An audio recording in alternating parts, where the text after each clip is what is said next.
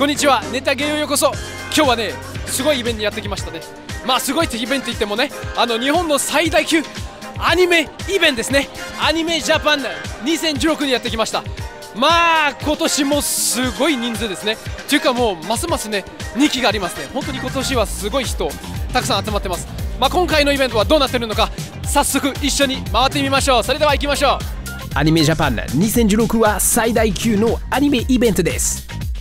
コスプレやグッズ、過去から今後までのアニメ情報、制作やクリエイターについてなど見どころがたくさん。東京アニメフェアとアニメコンテンツエクスポが統合して生まれたこのイベントは初開催の2014年からどんどん進化しています。もちろん前身の2つイベントについてもネタゲオの番組がありますよ。第3回目の今回は東京ビッグサイトにて3日間行われました。初日はビジネスエリアのみだったので2日目と3日目のメインエリアを見ていきましょう。今後テレビ放映や劇場公開予定の最新アニメが紹介されています。ここに来ると大体今年何が公開されるか分かります。注目する人が増えているようで去年より人口密度が高い気がします。実際13万5325人が来場し新記録を達成。今後ももっと規模が拡大するかもね。日本の大手アニメ関連企業が一度に集結。ナルトやブリーチで知られるアニプレックスは例年通り大きなブースを出展しています。ガンダムで知られるバンダイビジュアルを擁するバンダイナムコグループも巨大画面が設定された大ブース。人気シリーズを持つ東映アニメーションは間違いなく日本のアニメ界の支柱の一つ。ワンピース、ドラゴンボールやセントセイヤ、セーラームーン、プリキュアなど人気シリーズの名探偵コナン、配給を持つ東宝アニメーションの最新作僕のヒーローアカデミアはすごく話題になってますね。角川の今年のブースは劇場になっていました。ワーナーエンターテインメントジャパンは今年もジョジョ推し。ユニバーサル・スタジオには新シリーズのアルスラン戦記、爆音、ベルセルクやネットゲの嫁は女の子じゃないと思ったなどを紹介していました。アニメ界ではまだ若いエイベックスピクチャーは4月から放送の100を紹介していました。次はアニメのプロモーションに欠かせない広告代理店のブース。最大大手の電通。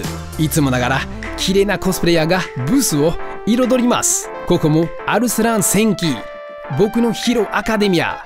この木にメインキャラクターの3人のコスプレを紹介しましょう。主人公の緑谷いずく、爆豪勝樹、うららかお茶子。僕もちゃっかり参加しました。第2期が2月から放送予定の直撃の相馬2の皿のコスプレイヤー。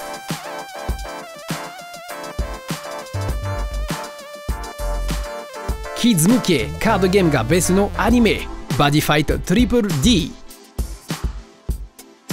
4月から公開予定の神業ワンダー。宇宙からやってきた犬ワンダは何度も会場で見かけました。フィールズもコスプレでは負けていません。グレンラガンコーナーによく発見。実物大のラガン、かっこいい兜とドリル。その後ろにはグレンラガンのフィギュア。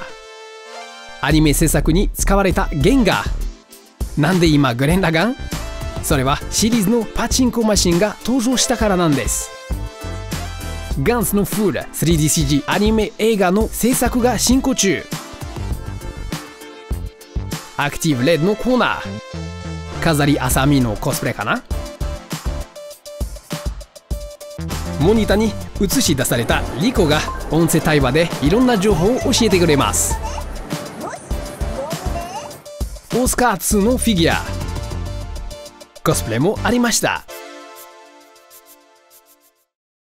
銀河期交代マジェスティックプリンスのコーナー、秋に劇場公開予定です。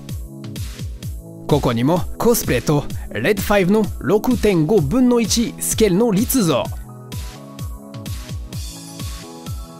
ゴールド4のフィギュア、ここにもベルセルクの体験があります。 ADK ブースでは10作品が紹介されていました。加えて正面は劇場版遊戯王 The Dark Side of Dimensions のコーナーとなっていました。さまざまな分野で活躍する会社が出展しています。フロンチャーワークス、UFO テーブル、ショプロは名探偵コナンやドラえもん、4月に劇場公開予定のポケモンの最新作ボルケニオンとカラクリのマギアナを紹介していました。モンスターコレクションのフィギュアシリーズ、ラムちゃんの立像、懐かしいですね。横にうるせえやつらとランマ2分の1のグッズが展示されています。協会の輪廻の第2期が4月からスタートするようです。ゲーム界では有名なマーベラスはアニメ界でも活動しています。コーリリアコードのコスプレイヤーもいました。会場ではコーリリアコードの放送開始は7月と発表がありました。そしてもちろんいろんなアニメを手掛けてきたアニメスタジオブースも出展。中にはタツノコのような老舗のアニメスタジオもあります。ガッチャマンやヤッタマンなどで知られるタツノコは今年55周年。最初のアニメは1964年まで遡るトムズエンターテインメントはルパン三世シリーズで有名。ナルトで知られるピエロはおそ松さんを手掛けています。おそ松さんは6つ子が織りなすコメディアニメ、大人気ですね。ゴンゾは青の彼方のフォーリーズムを紹介していました。広角機動隊や配給で知られるプロジェクション IG は4月からホエのジョーカーゲームを押し出していました。魔法使いの嫁のフィギュア、アニメは8月公開予定です。プロダクション IG のショップが4月16日に渋谷にオープンする予定です。エウレカ7が10周年を迎えるボンズが僕のヒーローアカデミアを手掛けています。アニメ制作に使用されたデッサンが展示されています。サテライトの一押しは4月から放送開始するマクロスデルタ。コミックス、ウェブ、フィルムはシュールなアニメペピングライフを紹介。ディオメディアはこの春放送開始の迷い画を紹介。白組とスタジオチーズ、今後できればスタジオチーズブースを詳しく紹介したいです。アニメ界のクリエイターを紹介するゾーン。そんなクリエイターの一員になりたい人のためにアニメ関連の仕事を学べる学校のブースがいくつかあります。真ん中にあるのは日本工学院。学生さんがブースで案内や説明をしていました。2人の女優声優科の生徒たちがアニメのアフレコ体験を紹介していました。中には学生が作成したさまざまな作品が展示。イラスト、雑誌、DVD などお持ち帰り自由。見ての通りよくできています。アニメの背景を作るライブデモンストレーションショーが行われていました。この学校は声優、イラストレーター、アニメーターの勉強だけではなくヘッドセットのオクラスリフの使用など新技術も学べます。アニメジャパンではアニメ制作に使われる技術やソフトも紹介されています。ここはオープンソースのアニメ制作ソフトオープントゥーンズのブースです。スタジオジブリのためにカスタマイズされたバージョンをベースに開発されたソフトが会場で紹介されていました。このソフトは無料でありながらアニメ制作に必要ないろんな機能を備えています。スキャン処理、ペイント、撮影、エフェクト追加、カメラの設定など。ポニーキャニオンなどアニソン関連のブースもありました。おそ松さんのオープニング曲を歌う AOP のブース。アニプレックスにも音楽コーナーがありました。壁に直接にイヤホンをつなげます。アニソンをいい音質で楽しむためにソニーハイリゾオーディオのブースがありました。ここではソニーのイヤホンとウォークマンでアニソンが聴けました。ちょっと前から気になってるこのイヤホン、価格は2万前後。 J アニソン神祭りのブースもありました。 DJ が夢アニソンをミックスして場を盛り上げています。ペンライトを探してるならキングブレードのブースにあります。他にもペンライトを扱うブースがありました。会場ではコンサートやトークショーも行われたステージもあります。アニメジャパン2016の概要を紹介する第1弾はここまで。